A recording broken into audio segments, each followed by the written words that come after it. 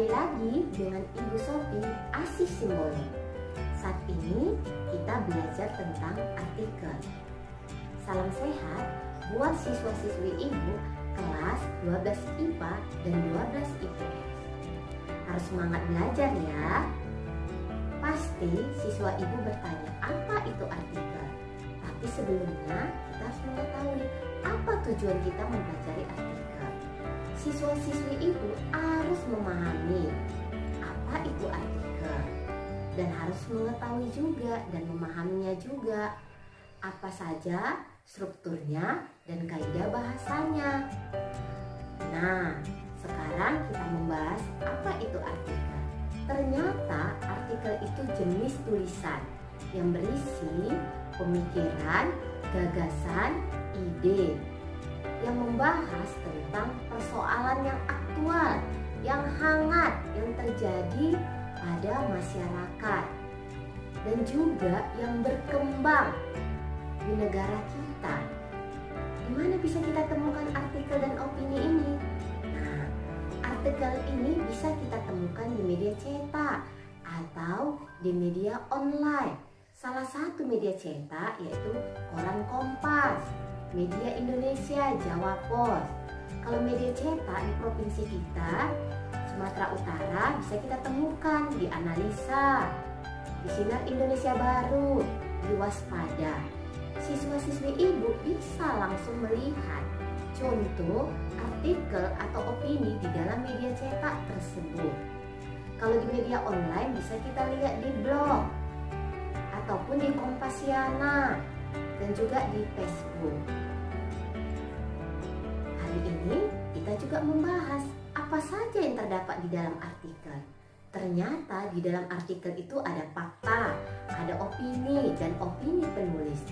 Fakta itu berisi peristiwa yang benar-benar terjadi.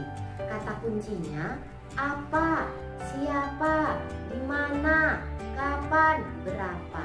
Sedangkan opini itu berisi pendapat atau pemikiran.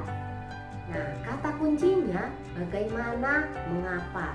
Sedangkan opini penulis itu adalah berisi tentang pendapat, harapan yang disampaikan oleh penulis artikel tersebut. Nah, selanjutnya Ibu akan membahas materi ini pada PowerPoint yang berikutnya yang akan Ibu tayangkan serta contohnya. Terima kasih. Pagi semuanya, kembali lagi bersama Ibu Sophie Asih Simbolon. Hari ini kita belajar tentang artikel. Pasti siswa Ibu bertanya, apa itu artikel ya? Ingat ya, menulis artikel ini bisa kita menulisnya di blog, di media cetak, atau di media sosial, salah satunya di Facebook. Mana tahu siswa-siswi kami senang menyampaikan gagasannya, pendapatnya. Nah, jadi kita tuangkan tulisan kita ini bisa di media cetak atau di media sosial. Nah, Ibu akan menjelaskan apa itu artikel. Artikel itu jenis tulisan yang berisi pendapat, gagasan, pikiran, atau kritik terhadap persoalan yang berkembang di masyarakat. Biasanya artikel ini bersifat ilmiah populer dan juga tulisan ini berisi pendapat penulis tentang data, fakta, atau kejadian tertentu dengan maksud yang dimuat di surat kabar atau majalah.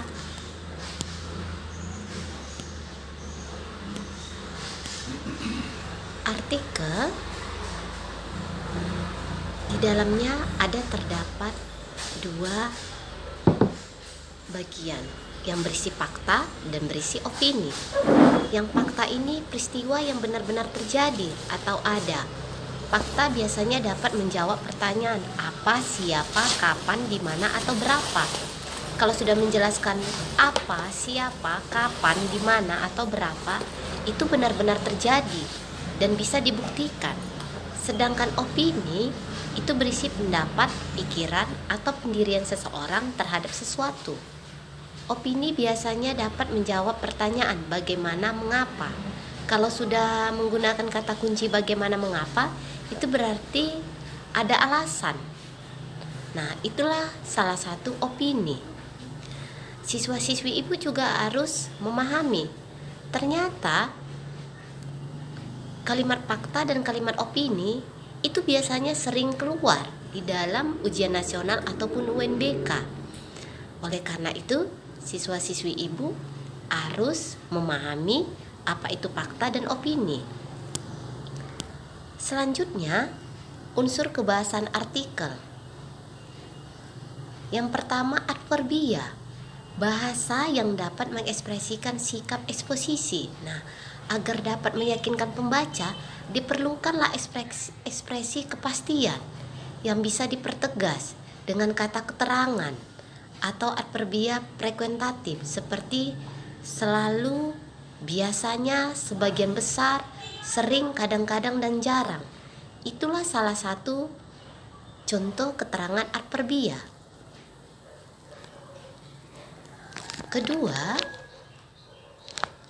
konjungsi. Nah, konjungsi ini kata penghubung yang sering ada di dalam artikel, kata atau ungkapan yang menghubungkan dua satuan bahasa yang sederajat, kata dengan kata, prasa dengan prasa, klausa dengan klausa, serta kalimat dengan kalimat. Nah, konjungsi inilah untuk menata argumentasi, seperti menggunakan kata pertama, kedua, berikutnya.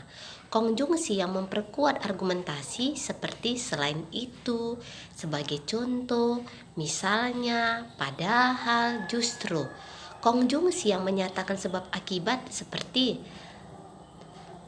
sejak, sebelumnya, dan sebagainya, karena. Konjungsi yang menyatakan harapan atau tujuan seperti supaya, agar. Nah, jadi konjungsi itu biasanya kita temukan di dalam artikel. Nah, kalau siswa-siswi ibu pernah membaca artikel atau opini di media cetak atau di media sosial, misalnya kita membaca opini di koran analisa, opini di koran Kompas atau Jawa Pos atau Waspada. Nah, siswa-siswi ibu bisa melihat dari Google atau langsung membeli koran ataupun di buku bahasa Indonesia tentang membahas artikel. Di situ tertera contoh artikel. Nah, unsur kebahasan artikel ini yang ketiga tentang kosakata. Nah, kosakatanya itu harus aktual, yang sedang menjadi pembicaraan orang banyak. Kemudian fenomenal, yang luar biasa dapat dirasakan panca indera. Kemudian bentuk editorial, mengungkapkan pendirian editor atau pemimpin surat kabar. Kemudian unsur kebahasan artikel itu di dalam kosakatanya itu terdapat imajinasi, daya pikir untuk membayangkan. Selanjutnya modalitas, cara pembicara menyatakan sikap terhadap suatu imajinasi. Kemudian nukilan, kutipan atau tulisan dicantumkan pada suatu benda. Kemudian tajuk rencana, karangan pokok dalam surat kabar. Kemudian teks opini, wadah untuk mengemukakan pendapat. Selanjutnya keterangan oposisi, keterangan yang memberi penjelasan kata benda jika ditulis keterangan ini diapit tanda koma atau tanda pisah. Jadi siswa ibu Sophie bisa melihat unsur kebahasan artikel ini di dalam contoh opini atau artikel yang ada di media cetak. Bisa kita analisis dan bisa kita lihat. Karena itu siswa-siswi ibu harus memahami. Di sini ibu akan memberikan contoh artikel yang berjudul tentang agar anak miskin terus sekolah. Nah, kita perhatikan, Nelson Mandela berujar bahwa pendidikan adalah senjata ampuh untuk menguasai dunia. Kata-kata mantan Presiden Afrika Selatan itu menegaskan betapa pentingnya pendidikan dalam mengubah hidup manusia, bahkan bangsa yang maju menandakan setiap warganya bisa mengakses pendidikan dengan baik, termasuk anak miskin sekalipun. Nah, di paragraf kedua, Di Indonesia, setiap orang berhak mendapatkan pendidikan yang layak, seperti digariskan dalam pasal 31 Undang-Undang Dasar 1945. Yang menjadi masalah adalah apakah semua anak di Indonesia sudah dapat mengakses pendidikan? Di atas kertas sekolah memang gratis, tetapi di lapangan masih banyak ditemukan iuran yang harus dibayar oleh siswa kepada sekolah. Dari uang masuk sekolah, uang seragam buku, uang ujian, hingga iuran-iuran bernilai kecil seringkali membuat orang tua miskin terpaksa menyuruh anaknya berhenti sekolah.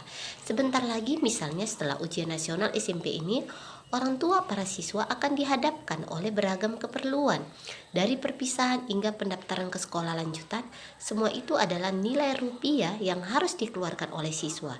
Itu belum lagi bagi mereka yang lulus SMA, biaya yang dikeluarkan oleh orang tua siswa untuk masuk perguruan tinggi biayanya lebih besar. Nah, di dalam artikel agar anak miskin tersekolah, artikel ini kita juga akan menemukan kalimat fakta dan juga kalimat opini serta opini penulis, dan kita juga akan menganalisis kaidah bahasa yang terdapat di dalam artikel agar anak miskin tersekolah. Oleh karena itu, siswa ibu harus benar-benar membaca dan mendengarkan artikel agar anak miskin terus sekolah. Di paragraf selanjutnya, bagi orang tua siswa yang mampu, tentu saja biaya itu tidak menjadi masalah. Bahkan mereka rela mengeluarkan biaya lebih besar untuk mendapatkan pendidikan terbaik untuk anaknya. Masalahnya akan mengganjal bagi orang tua tak mampu alias miskin. Akhirnya tak sedikit dari anak-anak miskin menjadi putus sekolah. Sekolah seolah merasa saja mengutip ini itu dari orang tua siswa dengan berbagai alasan, seperti terlambatnya pencairan dana bantuan operasional sekolah BOS, kecilnya dana BOS, dan sebagainya. Siswa kami bisa melanjutkan membaca artikel ini dan memahaminya, dan harus bisa ya menemukan kalimat fakta, kalimat opini di dalam artikel ini, dan juga bisa menentukan kaidah bahasanya yang terdapat, unsur kaidah kebahasaannya itu di dalam artikel serta opini penulisnya. Nah, kita lanjutkan lagi. Paragraf berikutnya.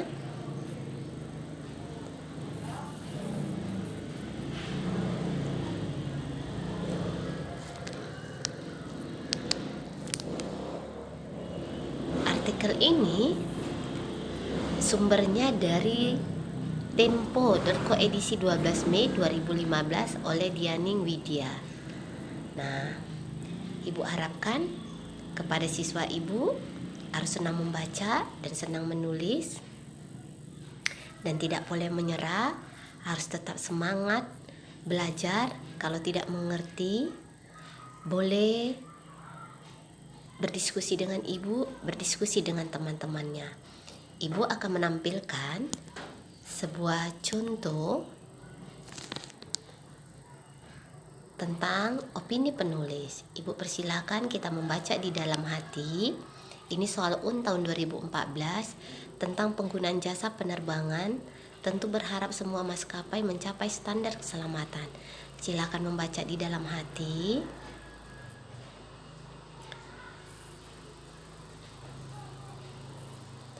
Kemudian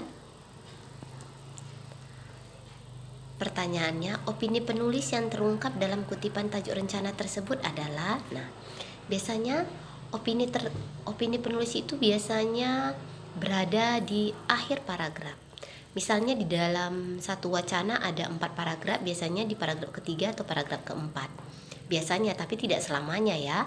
Nah, opini itu bisa berisi tentang saran, harapan, kritik, penilaian terhadap seorang penulis terhadap tulisannya. Nah, jadi kita perhatikan opsi A, B, C, D, E. Opini penulis yang terungkap dalam kutipan tajuk rencana tersebut adalah jawabannya yang menunjukkan opini penulis. Nah, kita perhatikan paragraf kedua. maskapai penerbangan tidak boleh terjebak dengan perang tarif. Nah, maskapai penerbangan baru memiliki standar keselamatan dan tidak boleh terjebak dalam perang tarif. Opsi B, transportasi udara yang mengalami kerusakan mesin merupakan bencana dan dosa besar. Opsi C, maskapai penerbangan tidak boleh melakukan liberalisasi dalam pasar bebas. D, jika standar keselamatan dikorbankan, sejatinya telah menerapkan tarif serendah-rendahnya. E, selama ini maskapai penerbangan terus-menerus menyeramkan bagi pengguna jasa. Nah, kita perhatikan opini penulis yang terungkap dalam kutipan tajuk rencana yang tersebut pada opsi A. Nah, yaitu maskapai penerbangan baru memiliki standar keselamatan dan tidak boleh terjebak dalam perang tarif. Inilah salah satu opini penulis yang ada di dalam kutipan tajuk rencana.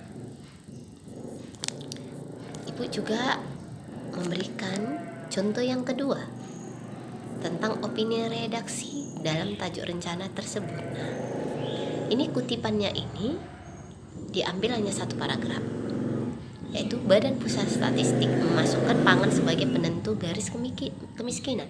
Oleh karena itu, pemerintah berkepentingan menjaga harga pangan selalu stabil. Silakan melanjutkan kalimat-kalimat berikutnya dibaca oleh siswa kami dalam hati dan dipahami lambat-lambat ya.